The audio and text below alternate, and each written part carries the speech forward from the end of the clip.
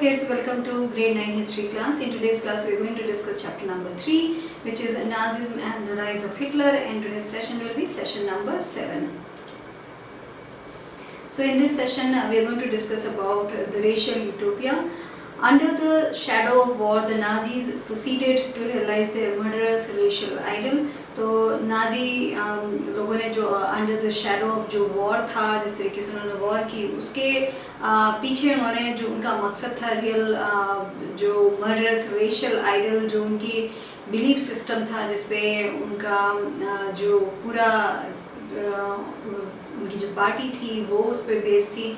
तो वो एक्चुअली जो शैडो ऑफ वॉर के बीच में वो सारा लोगों को मारना चाहते थे। They only wanted to have the community of Aryans, जो प्योर कम्युनिटी मानते थे वही हो। तो उन्होंने बहुत कुछ किया, बहुत सारे लोगों को उन्होंने मारा। उसके वजह से genocide and war became two sides of same coin. Occupied Poland was divided up. Much of northwestern Poland was annexed to Germany. तो जेनोसाइड और वॉर जो है वो became two sides of the coin बन गए वो, एंड जो Poland को उन्होंने ऑक्यूपाई किया था वो डिवाइड हो गया, and much of the north western जो पोलैंड था वो अनेक्स हो गया अंडर जर्मनी. तो these all things happen and they were all doing just to जैसे हम लोगों ने अर्लियर सेशन में भी डिस्कस की, they had the belief that कि जो racial hierarchy है उसमें ओनली आर्यंस जो हैं वो द टॉप हैं, वो केवल प्योर जो हैं, और बाकी जो हैं ज्यूज एंड ऑल वो उनको बिल्कुल भी पसंद नहीं करते, and that's why they did everything to kill them. Poles were forced to leave their homes and properties behind to be occupied by ethnic Germans brought in from occupied Europe. तो जो polish लोग थे उनको force करा गया कि वो अपने घर छोड़ के चले जाएं, अपनी प्रॉपर्टी को they have to leave behind their properties to be occupied by जो ethnic German हैं उनको लेके आया गया, एंड वो उन्होंने टेक ओवर कर लिया एवरीथिंग. सो पॉलिश लोग जो थे उनको they forced them to leave their house and everything, all the properties and everything. Poles were then herded like cattle in the other parts called the General Government, the destination of all undesirables of the empire. तो जो poles थे तब उसके बाद उनको देवर उनको एक cattle के हर्ड की तरह ले जाया गया, and in the other part called the general जो गवर्नमेंट है, और वहाँ पे ले जाया गया, and also it was a destination of all undesirable. तो केवल जर्मन्स जो थे आर्यंस वो केवल एक डिजायर्ड कम्युनिटी थी, प्योर कम्युनिटी जो मानते थे, एंड ऑल अदर जो थे उनको वो एक अनडिजायरेबल मानते थे, एंड दैट्स हाउ वो सारे एक साथ थे, Jews and Poles and everybody वो एक साथ थे जो अनडिजायरेबल थे, एंड केवल जिनको वो सही मानते थे Nazi, they wanted to only have that community. Members of the Polish intelligentsia were murdered in large numbers in order to keep the entire people intellectually and spiritually servile.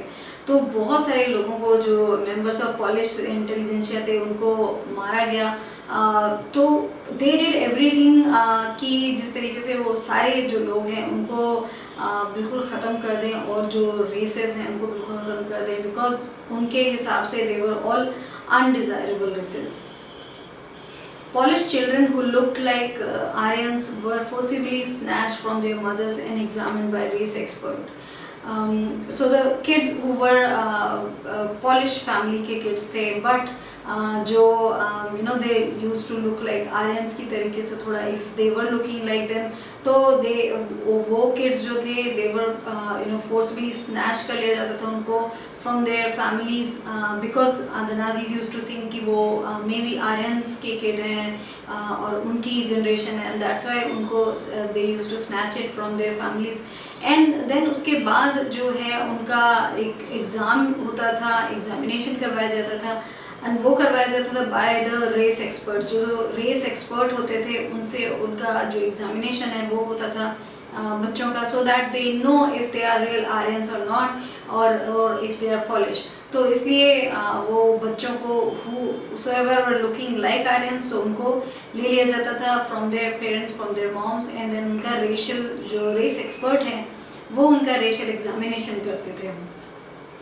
If they passed the race test, they were raised in German families, and if not, they were deposited in orphanage where most perished. तो अगर वो जो एक test वो करा जाता था जो रेस को उनकी बताता था कि if they are Aryans or if they are Polish or if they are someone else, तो वो अगर टेस्ट में they used to pass. If they pass, then उनको they used to send it to German families जो वहाँ पे then they used to raise them. And if not, if अगर जो टेस्ट था if they haven't passed, then they were deposited in orphanage में उनको deposit कर दिया जाता था.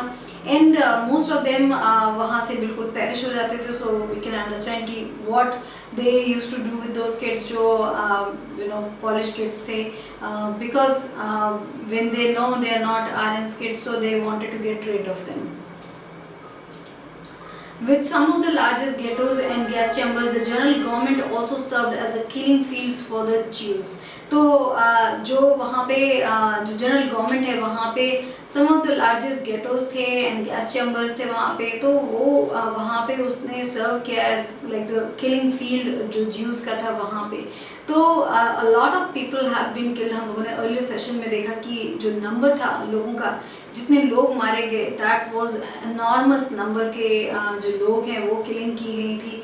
तो यहाँ पे जो जनरल गवर्नमेंट था वहाँ पे बहुत ज़्यादा बड़े सबसे ज़्यादा बड़े जो गेटोस थे एंड गैस चैम्बर्स थे, एंड दैट्स वाई वो ज्यूज़ का किलिंग फील्ड माना जाता था. एंड वहाँ पे वो किलिंग फील्ड जैसा सर्व करता था वो जो जनरल गवर्नमेंट था. Now steps to death, we will look at the यहाँ पे कुछ stages दिखाए गए हैं that we will discuss. So stage 1 में exclusion, that is from 1933 to 1939 जो किया गया.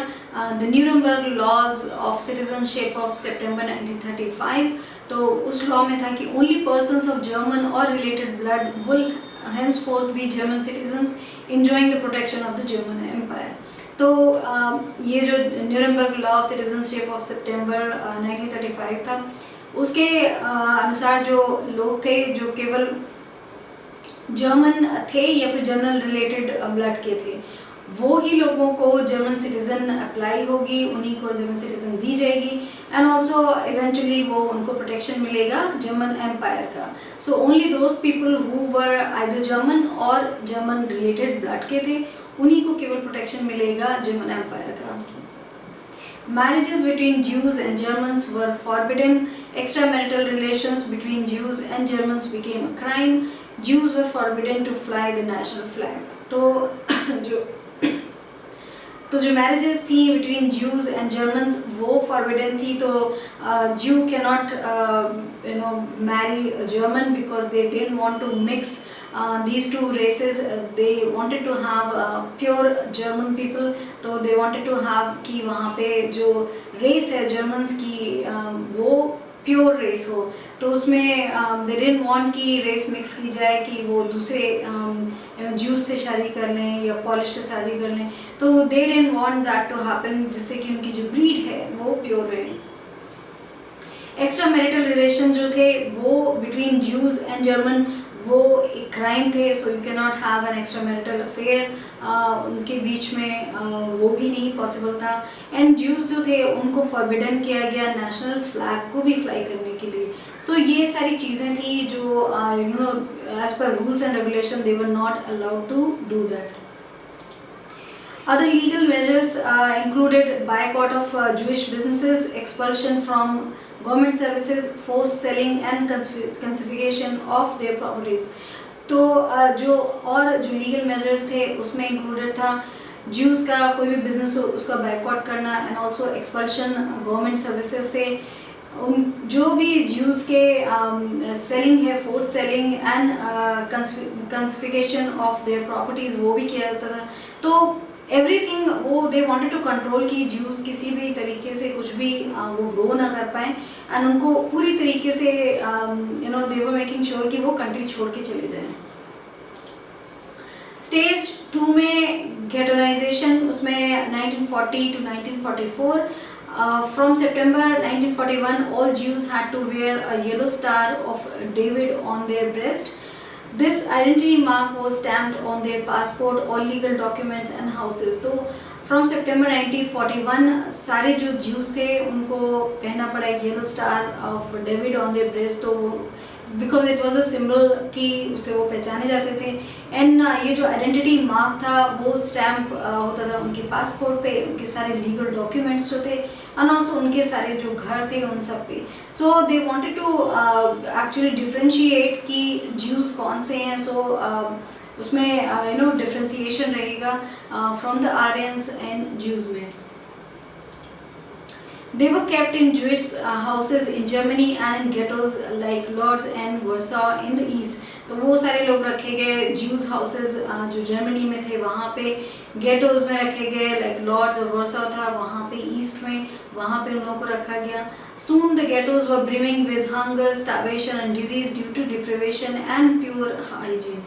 तो सून वहाँ पे जो गेटोस थे वहाँ पे इतना ज़्यादा हंगर था, स्टारवेशन था एंड फिर because of that, because they were not getting good food, proper hygiene वो नहीं था, तो उससे डिजीज़ फैलना शुरू हुई। एंड जो पुअर हाइजीन है, डिप्रिवेशन है and starvation, all that was there in the ghettos. Jews from Jewish houses, concentration camps and ghettos from different parts of Europe were brought to death factories by goods train. तो ज्यू लोग थे जो उन लोगों को Jews houses, concentration camps and also ghettos से उनको different parts of the Europe से लाया जाता था और उनको लेके जाया जाता था डेथ फैक्ट्रीज में। और the channel that they use to take them was goods train में उनको भर के ले जाया जाता था एंड वहाँ पे उनको वहाँ पे बिल्कुल मार दिया जाता था। तो these all things were done to all the Jews there. In Poland and elsewhere in the east, most notably Belzec, Auschwitz, Sobibor, Treblinka, Chelmeno and Mazdek. तो इन सारे जगहों में यहाँ पे ये सब किया जाता था। They were charred in gas chambers, तो उनको अल्टीमेटली जो गैस चैम्बर थे वहाँ पे चार कर दिया जाता था। वहाँ पे they used to put them through the gas chambers.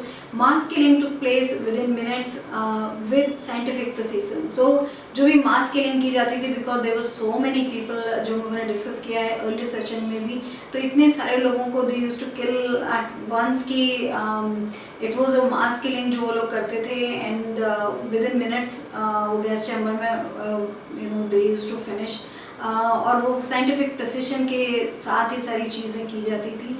तो in this session we have discuss about how किस तरीके से जो ज्यूज थे उनके ऊपर सारे जो अत्याचार थे that were done, and how there were so many laws and rules and regulation, किस तरीके से मैरिज वाज अवॉइड की जाती थी सो दैट जो आर्यंस हैं वो एक प्योर जो उनकी कम्युनिटी है वो रहे। सो एंड ऑल्सो जो गैस चैम्बर्स में मास किलिंग की जाती थी। So this is all that we have discuss in this session. Thank you.